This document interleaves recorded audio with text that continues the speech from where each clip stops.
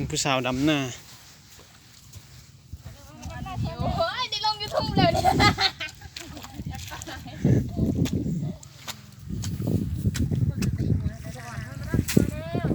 เป็นผู้บ่าวมันดำหน้าซอย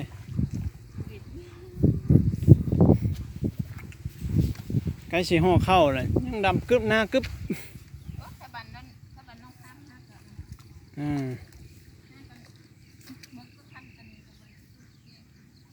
ปีนี้ดำหน้าซาฝนมาซาเนาะอีตะเก้าเข้าพรรษาแล้วหมดละ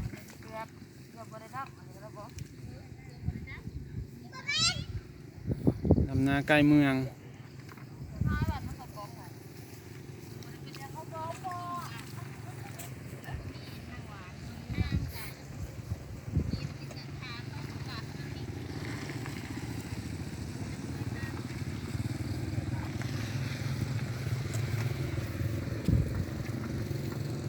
หน้าผู้สาวงามเลย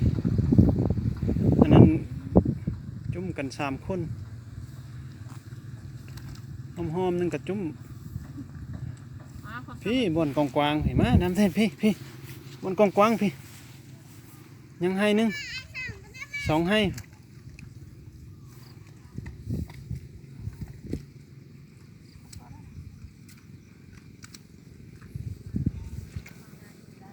ชาวเมืองชนบุรีดำหน้า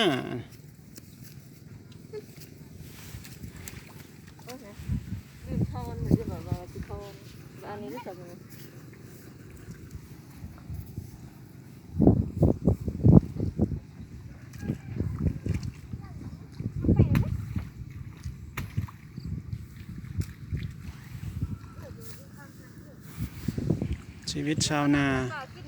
อากาศเย็นดำนาพร้อมเย็นสบายชาวนาไปอันนี้บาถึงชีวิตแล้วห้าลิ้นดิดเลยกัน